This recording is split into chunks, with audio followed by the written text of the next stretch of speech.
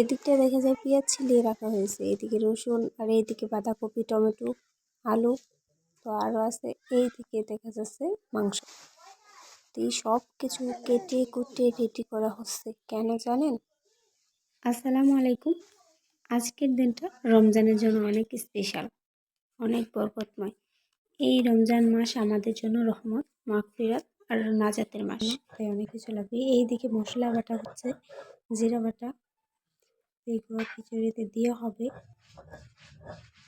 তো এইদিকে বাইরে বড় পাতিলের জন্য বড় করে চুলা কাটা হচ্ছে। তো চুলা কাটতে গিয়ে দেখা যায় বৃষ্টি আবহাওয়া দিন খারাপ করে ফেলছে।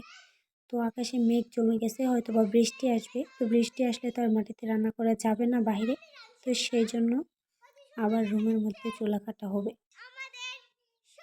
তো চতুর্দিকে মেঘ, কখন যেন বৃষ্টি চলে আসে। এইদিকে চুলা রুমের মধ্যেই কাটা হচ্ছে, যাতে আরাম করে রান্নাবান্না করা যায়, বৃষ্টির মধ্যে দৌড়াদৌড়ি হুড়োহুড়ি না করা হয়। তো এইদিকে চুলা কাটাও শেষ প্রায়।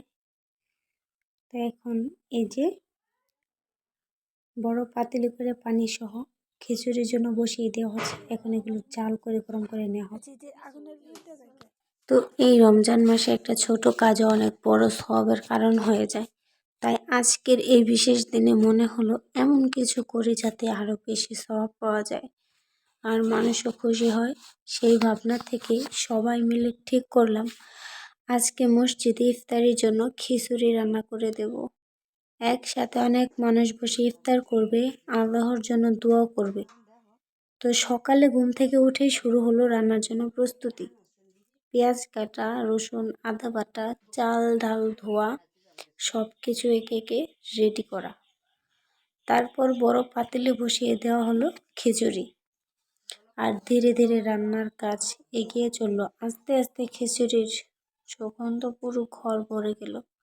রান্না করতে মনে হচ্ছিল আল্লাহর মেহমানদের জন্য কিছু করতে পারা সৌভাগ্যের ব্যাপার। খিচুড়ির যখন পুরোপুরি তৈরি হলো, তখন মসজিদে পাঠানোর জন্য গুছিয়ে দেওয়া হবে। তো রমজান মানে ভাগাভাগির আনন্দ। ইফতার শুধু নিজের জন্য নয়, অন্যের মুখেও হাসি ফোটানোর এক দারুণ সুযোগ। আজকের এই ছোট্ট আয়োজন আল্লাহ কবুল করুন, সবার রোজা কবুল করুন, আর আমাদের এই ছোট্ট চেষ্টা যেন আখিরাতে বড় সওয়াবের কারণ হয়ে দাঁড়ায়। সবাই দোয়া করবেন আল্লাহ যেন আমাদের আরও বেশি ভালো কাজ করার তৌফিক দেন। ইনশাল্লাহ আবারও দেখা হবে নতুন কোনো দিন, নতুন কোনো আয়োজন নিয়ে। তো আমরা চলে আসছি খিচুড়ি রান্নার শেষ পর্যায়ে।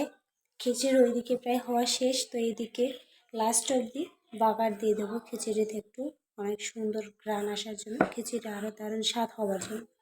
তো এইদিকে তেলের মধ্যে দিয়ে দিচ্ছি পেঁয়াজ, আদা, রসুন, সাথে পোলাওয়ের পাতা দিয়ে এখন নাড়াচাড়া দেওয়া হচ্ছে। আর একটু পুরো পুরো হলেই দিয়ে দেওয়া হবে খিচুড়ির মধ্যে। তো আজকের এই ভিডিওটি যদি আপনাদের ভালো লাগে তাহলে অবশ্যই চ্যানেলটি সাবস্ক্রাইব করে লাইক, কমেন্ট, শেয়ার করতে ভুলবেন না। এইদিকে এগুলো প্রায় হওয়া শেষ। এখন এগুলো ঢেলে দেওয়া হবে খিচুড়ির মধ্যে।